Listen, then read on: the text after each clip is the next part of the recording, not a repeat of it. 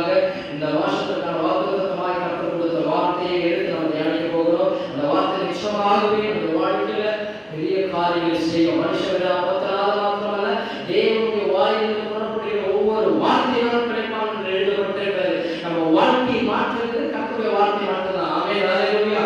வேற ஒன்றும் நம்ம வாழ்க்கையை மாற்றாது.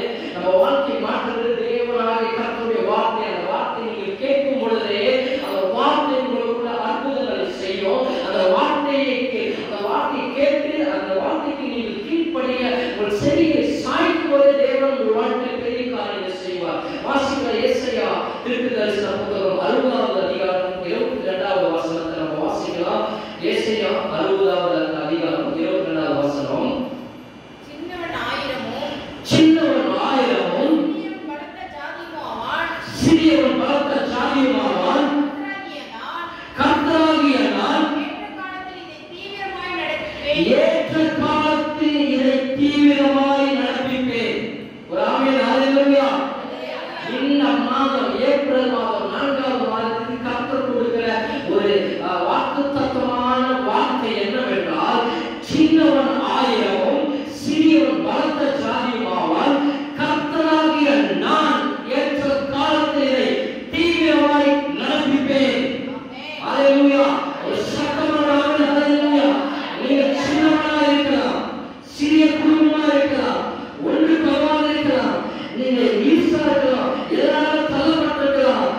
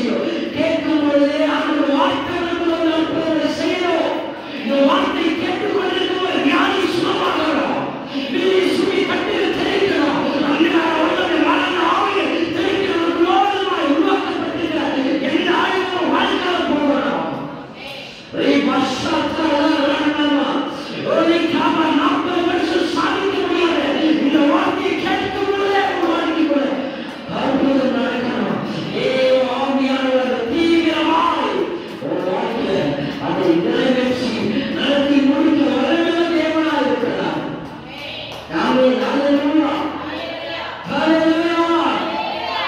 தேவன் சொல்லுகிறார், நான் அதை தீவிரமாய் தெரியுமா, சீக்கிரம் ஓடுகிறது, சீக்கிரத்தை விட ஸ்பீடா. ஆமென். உடனே அதை விட ஸ்பீடா தீவிரமாய் ஆம்புலன்ஸ் வர மாதிரி. ஆம்புலன்ஸ் லேட்டா தான் வரும். ஆமென் ஹalleluya. நான் சொல்றதுல ஆம்புலன்ஸ் சில நேரங்களில் கரெக்டான டைம் வராது, லேட்டா தான் வரும். ஆனா சொல்ற ஆண்டவரே ஒரு தீவிரம் என்னன்னா இங்கிலீஷ் சொல்லுது, எப்படி சொல்றா, இட் இஸ் டைம். ஆமென் ஹalleluya. நேரத்துக்குள்ள வந்து நேரத்துக்கு அப்பாற்பட்டதை, ஆமென், புரியுது, நல்ல மனுஷனா புரியும். நேரத்துக்கு அப்பாற்பட்டது 1000 வருஷத்துக்கு நீ சாதிக்க வேண்டியது நேரத்துக்குள்ள இருக்கு. இன்னைக்கு நடக்க வேண்டியது நேரத்துக்குள்ள இருக்குன்னு சொல்லலாம். 1000 வருஷத்துல நடக்க வேண்டியது நேரத்துக்கு அப்பாற்பட்டது. அவுட் ஆஃப் டைம், நேரத்துக்கு புறம்பானதை கர்த்தர் தீவிரமாய் நேரத்துக்குள்ள இந்த நாட்களில் சரியாக ஏற்ற காலத்தில் உன் தேசத்துல மழை பெறும் பண்ண முடியாது. கர்த்தர் உன் வாழ்க்கையில தீவிரமாய் டைம்ல முடிப்பார், நடத்துவார். ஹalleluya. சொல்றது புரியுதா? நான் சொன்னது உங்க வாழ்க்கைக்கு தேவையான சுகமோ சமாதானமோ இல்ல பண தேவைகளோ இல்ல வாழ்க்கையில் நெருக்கப்பட்டிருக்கிற நெருக்கங்களோ பலவீனங்களை வாழ்ந்து கொண்டிருக்கிறீர்கள் என்றால், ஒருவேளை உங்களுக்கு எதுவுமே நடக்காத போல தெரியும். அதெல்லாம் சொல்லுவாங்க, எதுவுமே நடக்காத போல தெரியும். அதுக்கான எந்த ஒரு அசைவுகளோ எந்த ஒரு சாதுரியத்தனமான காரியங்களோ ஒரு வாழ்க்கை எதுவுமே தொடராத போல இருக்கலாம். ஆனா கர்த்தர் ஏற்ற காலத்தில் it is time, நேரத்துக்குள்ள கர்த்தர் சரியாய் உங்கள் வாழ்க்கையில் நடக்க வேண்டியதை நடத்தி முடித்துக் கொடுப்பார். உனக்கு கிடைக்க வேண்டிய சரியான நேரத்தில் நடந்து கிடைக்கும். ஆமென் ஹalleluya ஹalleluya. கர்த்தர் நல்லவர். ஆமென். அப்போ ஆண்டவர் வாழ்க்கையில எப்ப நடக்கணுமோ அப்ப நடக்குங்க. ஒருவேளை பிள்ளைகளும் கஷ்டப்படுங்க, எந்த டைம்ல கர்த்தர் உங்களுக்கு பிள்ளை கொடுக்கணும், சரியான நேரத்தில் கொடுப்பார். வீடுகளும் கஷ்டப்படுங்க, அந்த டைம்ல உங்களுக்கு வீடு கிடைக்கும். வேலைகளும் கஷ்டப்படுங்க, டைம்ல கர்த்தர் வேலை கொடுப்பார். திருமணமாக கஷ்டப்படுங்க, டைம்ல கர்த்தர் திருமணம் நடத்துவார். ஹalleluya. வீடு கட்டல, காரணம் முடியல, வேலை கிடைக்கல, என்ன கஷ்டமா இருக்கும், ஒண்ணுமே நடக்கல. ஆண்டவருக்கு தெரியும் எப்ப என்ன செய்யணும்னு சொல்லிட்டு ஒரு வருஷத்துக்கு போயிடுச்சு, எனக்கு வயசு ஆயிடுச்சு, திருமணம் 21 வயசு ஆயிடுச்சு, 30 வயசு ஆயிடுச்சு. இல்ல, கர்த்தர் நினைச்சா 1000 வருஷத்தை சுருக்கி ஒரு நாளாக மாற்றுவார். 1000 வருஷத்துக்கு நடக்க வேண்டிய கர்த்தர் வாழ்க்கையை திரும்ப வாழ்க்கையில் நிறைவேற்றுவார். நீங்க ஏன் தெரியுமா ஆக்ரோஷம் வாழ்க்கையை சொல்றா, அந்த சொல்ற எவனோ சொல்ல கர்த்தர் கர்த்தராகிய நான் ஏற்ற காலத்திலே இதை தீவிரமாய் நடப்பிப்பேன். எவனோ யாரையும் தடுக்க முடியாது.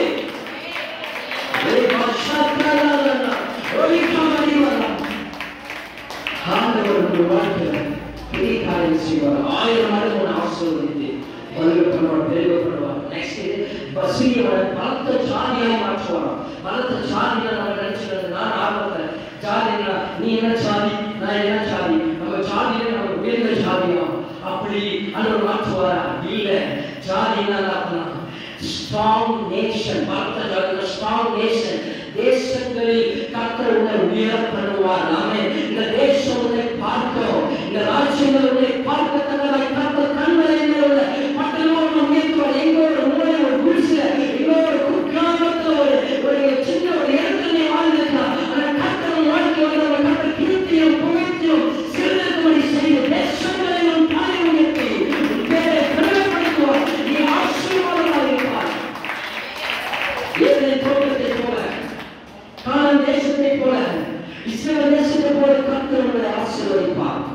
ஹalleluya. ஏதேன் தோட்டம் ஒண்ணுமே இல்லாமல் ஏதேனாய் கர்த்தர் மாற்றினார். கானான் தேசத்தை ஆண்டவர் உருவாக்கினார். ஒரு காலத்துல ஒரு கிழமை இஸ்ரவேல் தேசத்தை உருவாக்கினார். நீ சொல்ற ஆபிரகாம் எங்கோ ஒரு இடத்துல ஒரு விக்கிரகத்தை அவன் தொழில ஒரு விக்கிரகம் செய்யறது செய்து கொண்டே ஒரு மூலையில எங்கோ ஒரு இடத்துல ஆபிரகாம்னு சொல்லி ஒரு மூலையில வாழ்ந்துட்டு இருந்தான். அவனை கர்த்தர் அழைத்தாரு. கீழ்ப்படிந்து ஆண்டவர் முன்னாடி வந்தான். எல்லாவற்றையும் விட்டான். அப்பா அம்மா சொத்து ஆசையெல்லாம் இருக்கலாம். ஆண்டவர் முன்னாடி கண்ண மூடிக்கோங்க. ஆண்டவர் சொன்ன காண்பிக்கிற தேசத்துக்கு நீ போ. உன்னை பெரிய ஜாதியாக்கி பலத்த ஜாதியாக்கி தேசங்களை தகப்பனாய் மாற்றுவேன். ஆண்டவர் சொல்லி கூப்பிட்டு வராது. கூப்பிட்டு வந்து அவனை ஆபிரகாமின் சந்ததியை அளிக்கணும். ஆண்டவர் சொன்னார், வானத்த நட்சத்திரங்களை எண்ணிப்பார், என்ன முடியுமா? கடற்கரை மலையை எண்ணிப்பார், என்ன முடியுமா? அதை என்ன கூடுமானால் என்ன? அப்படியா ஒரு சந்ததி இருக்கு சொல்லு. பலத்த ஜாதியை கர்த்தர் மாற்றுவார். நீ சொல்ற உன் பேரை கர்த்தர் பெருமைப்படுத்துவார். கர்த்தர் உயர்த்துவார். சகல ஜாதிகளுக்குள்ள தேசங்களுக்குள்ள கர்த்தர் பேரை உயர்த்தி காணப்படுத்துவார். உன்னையும் பிள்ளைகளும் பேரப்பிள்ளைகளும் சந்ததியை கர்த்தர் பல மடங்கு ஆசீர்வதிப்பேன்.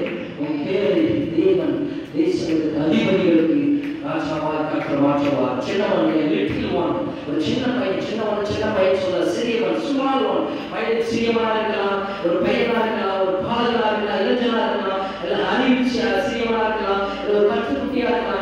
நல்ல கட்டுக்குட்டி தானே ஏசப்பா ஃபுல்லா தெரிஞ்சு வந்தீங்க. எல்லாம் இயேசு பத்தி தெரியாம விக்ராம உட்கார்ந்து ஏதோ இயேசுன்ற வார்த்தையை கேட்கறீங்க. ஆமே, நிறைய பேர் பார்த்து வச்சுங்க. இயேசு பத்தி இவர் எங்கேயுமே போகாம நீங்க சத்தத்தை கேட்கறீங்களா? ஒரு வேலை அப்படி இருக்கலாம். இந்த குடும்பத்துல ரொம்ப சின்னவா இருக்கலாம், சொந்தக்காரங்களால சின்னவங்களா இருக்கலாம், பண வசதி ஆசை எதுவுமே இல்லாம நீங்க ரொம்ப ரொம்ப ஒரு குறுகிய வட்டத்துக்குள்ள நீங்க வாழ்ந்து கொண்டிருக்கலாம். ஒரு குறுகிய வட்டத்துக்குள்ள அவன் அலையா உன்னை பார்க்க யாரும் பண்ணலாம். 10 ரூபா உங்களுக்கு இருந்துச்சா உங்களுக்கு என்ன மாமா நல்லா இருக்கியா? நான் வச்சா எப்படி இருக்கேன்?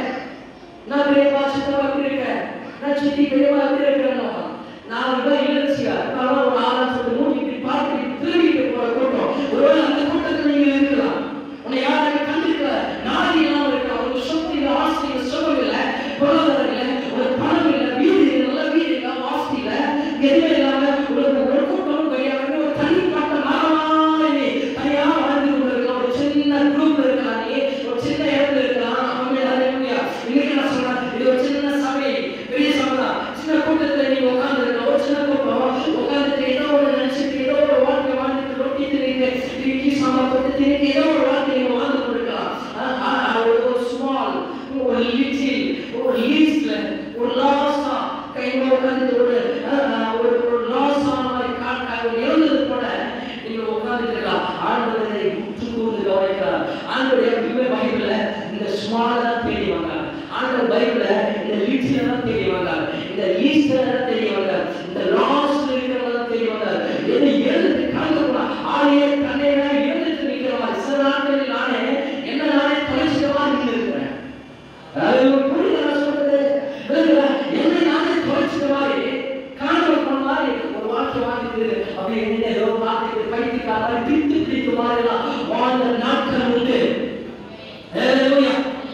எப்படி நம்ம வாழ்க்கை போக போகுது, எப்படி நம்ம வாழ்க்கை மாற போகுது, எப்படி நம்ம சூழ்நிலை மாற போகுது என்று உலகம் உங்களை தைரியமாக இந்த பொய்யாக பார்க்கிறதை காத்த தரனாய் பார்க்கலாம்.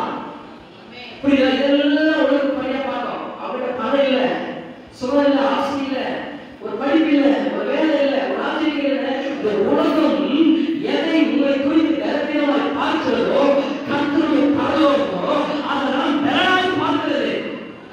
நீங்கள் உங்களை எதை தைரியமாய் கருதுகிறீர்களோ கர்த்தர் அதை தான் தரனாய் பார்க்கிறார். ஹல்லேலூயா. You are not as small. You are not as little. You are not as least. You are not as lost. You are not as lost. Amen. Hallelujah. அப்போ நான் ஒரு கரெக்டா டைம் எடுத்து 5 நிமிஷம் முடிக்க வரதா 5 பாயிண்ட் சொல்லி. Number 1, you are not as small. நீங்கள் சிறியவர்கள் அல்ல. அப்படியே சொல்லுங்க. சின்ன குடிசையில் இருக்கலாம், ஓகே, சின்ன ஓலையில் இருக்கலாம், ஒரு சின்ன குடும்பத்தில் இருக்கலாம், இல்ல தனிமையான முறையில் இருக்கலாம். எல்லா தனிமையிலோ ஒரு வாழ்க்கை ஒரு குடிய உலகத்துக்கு நீங்க வாழலாம். ஆனா கர்த்தர் சொல்றாரு, இந்த சின்னவனை படிப்பறிவு இல்லாம இருக்கலாம். அங்க 1 சாமுவேல் 17வது அதிகாரம் 42வது வசனத்தில் சொல்லப்பட்டிருக்கோம். அங்க தாவீது என்ற ஒரு நமக்கு தெரிஞ்ச ஒரு ஆள் இருந்தார். நமக்கு நெருங்கிய தாவீது ராஜா. அவரோட அப்பா பேர் ஈசா. அவருக்கு கிட்டத்தட்ட 8 பிள்ளைகள். எத்தனை பிள்ளைகள்? 8 பிள்ளைகள். 8வது பையன் ரொம்ப சின்ன பையன். ஆமென், ஹல்லேலூயா. சிலர் பாருங்க, அப்பாவுக்கு 7 வயசு இருக்கும், பையனுக்கு பார்த்தீங்கன்னா 4 வயசு 5 வயசு இல்லை 10 வயசு இருக்கும். தாத்தாவுக்கு 1 வயசுல அப்பாவா இருக்கும். ஆமென், ஹல்லேலூயா. இது மாதிரி நிறைய ஒரு கான்ட்ரிபியூஷன்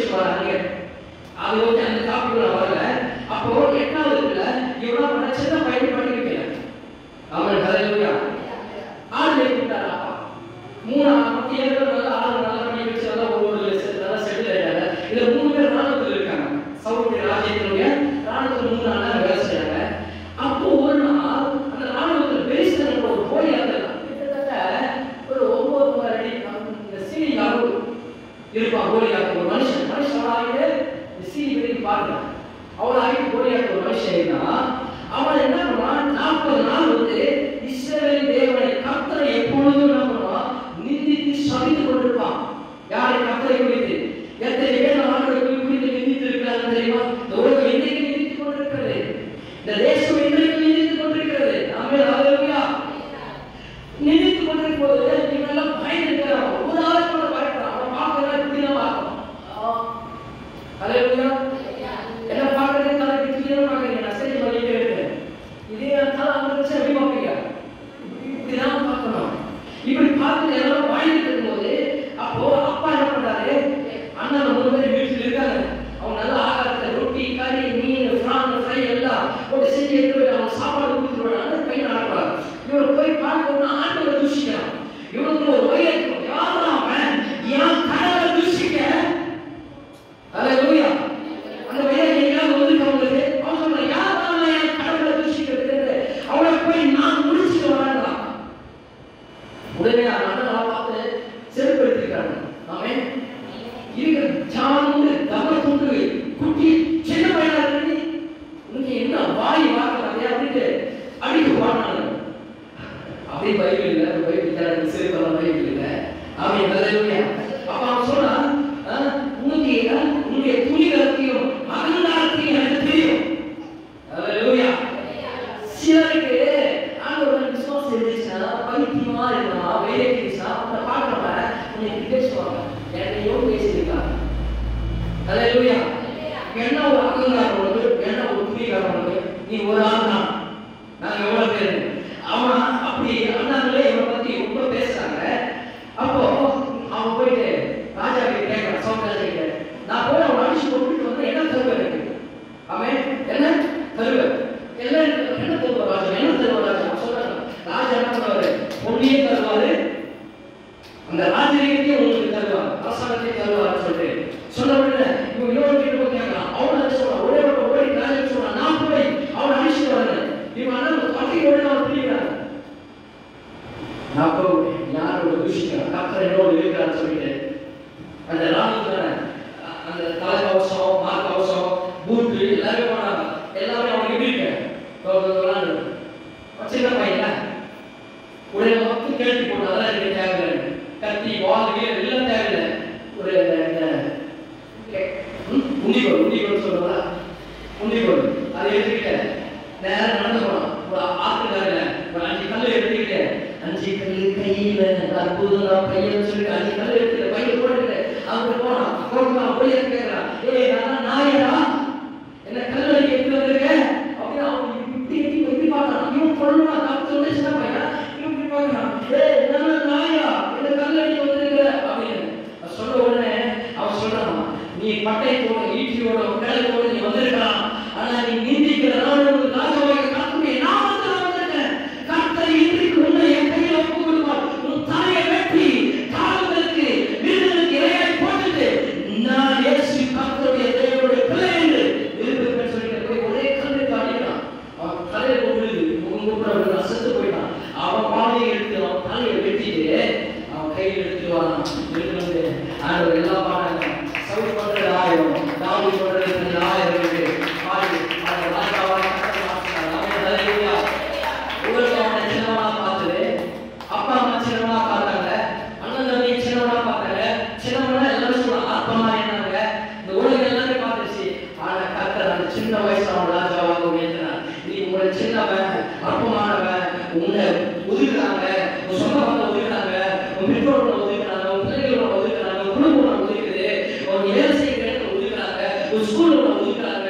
அப்படி ஒதுக்குறாங்க கர்த்தர் உன்னை ராஜாவாக உயர்த்த போறார் என்று அர்த்தம். ஒரு அற்புதம் நடக்க போகிறது என்று அர்த்தம். கர்த்தர் உன்னை மேன்மையாய் படுத்த போகிறார் என்று அர்த்தம். Number 2, you are not as little. நீங்கள் சின்னவர்கள் அல்ல. 2 ராஜ்யங்கள் 4வது அதிகாரம் 1-2 வரைக்கும் தீர்க்கதரிசிகளுடைய புத்திரில் ஒருவன் இறந்து போனால் அவனுக்கு ஒரு மனைவி 2 ஆண் பிள்ளைகள் இருந்தாங்க. அவன் கடன் வாங்கி இறந்து போனதுனால இந்த 2 பிள்ளைகள் கடன் கொடுத்தவன் வந்து அடிமையாக அவங்களை கொண்டு போயிட்டு அவங்க அடிமை வச்சுட்டா இந்த கடனை கொடுத்து விட்டு உன் பிள்ளைகளை மீட்டுக் கொண்டு அவன் சொல்லும் போது அப்போ அந்த அம்மா என்ன பண்றாங்க, ஒரே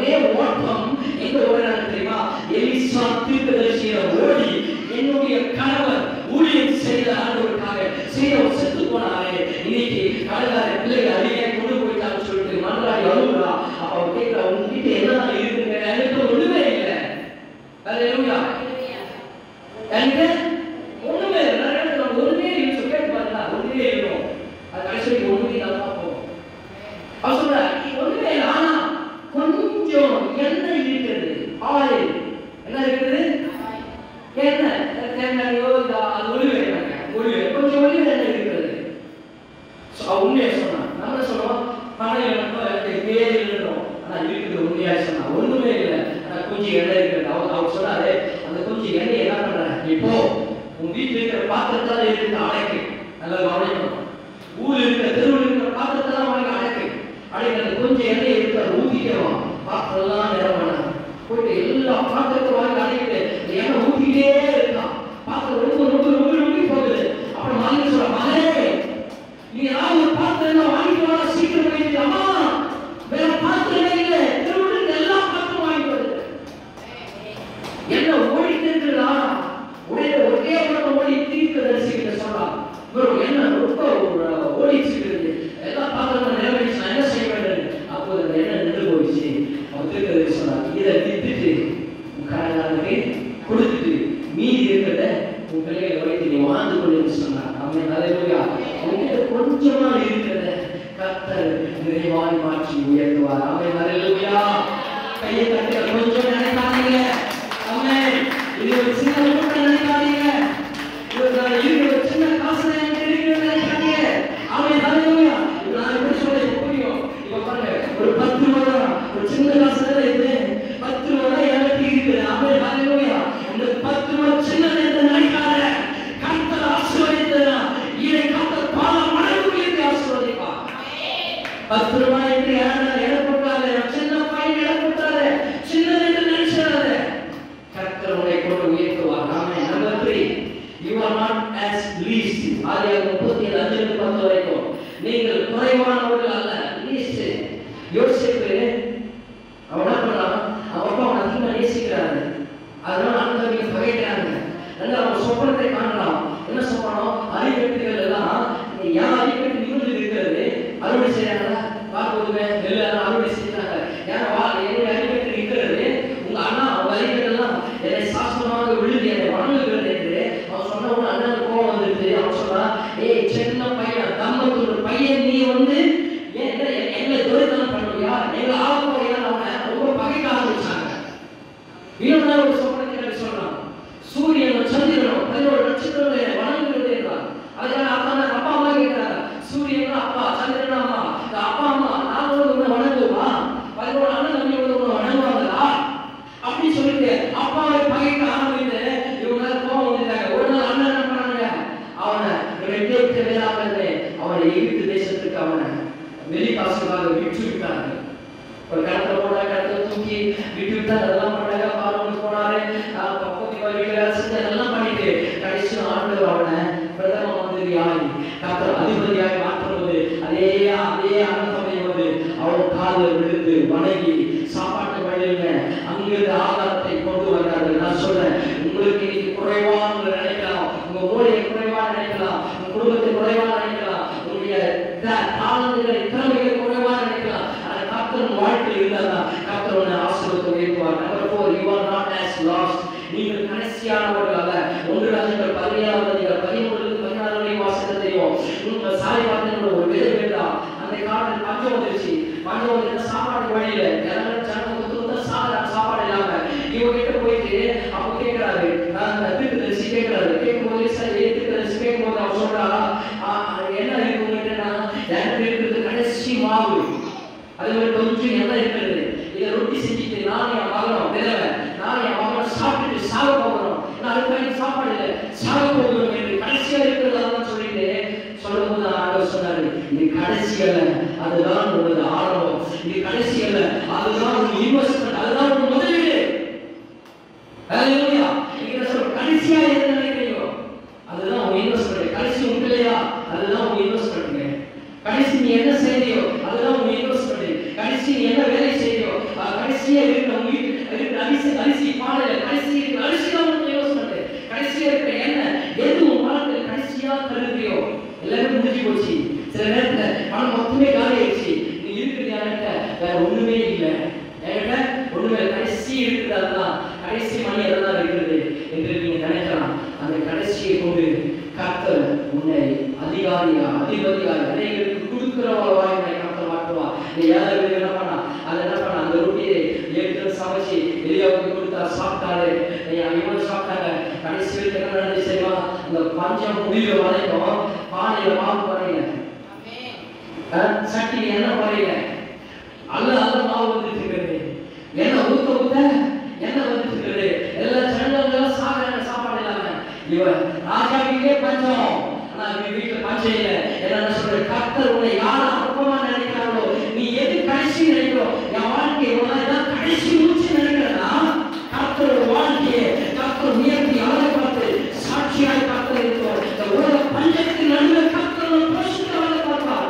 சின்னவன் 1000 சீரன் பார்க்க சாதுவாக்கி ஏற்ற காலத்தில் கர்த்தரை தீவிரமாக நிறைவேற்றி நடத்துவார். கர்த்தர் உங்களோடு இருக்கிறார். இந்த மாதிரி கர்த்தர் சொல்ற வாக்குத்தத்தம். நீங்க சின்னவன் நினைக்காதீங்க, செய்யற வேலை சின்னது நினைக்காதீங்க, செய்யற பிசினஸ் சின்னது நினைக்காதீங்க. அது அற்பமா அவங்க நினைக்கிறாங்க, நீங்க அற்பமா நினைச்சிடாத. கர்த்தர் ஏற்ற காலத்துல தீவிரமாய் உன்னை உயர்த்துவார், எழுந்திருக்கிறார். கர்த்தராமே வார்த்தை ஆசீர்வதிப்பாராக. கர்த்தர் காலத்துல சின்னவன் 1000 சிறியவன் காலத்தை சாதியமாய் கர்த்தர் மாற்றி ஆசீர்வதித்து ஏற்ற காலத்துல தீவிரமாய் நிறைவேற்றி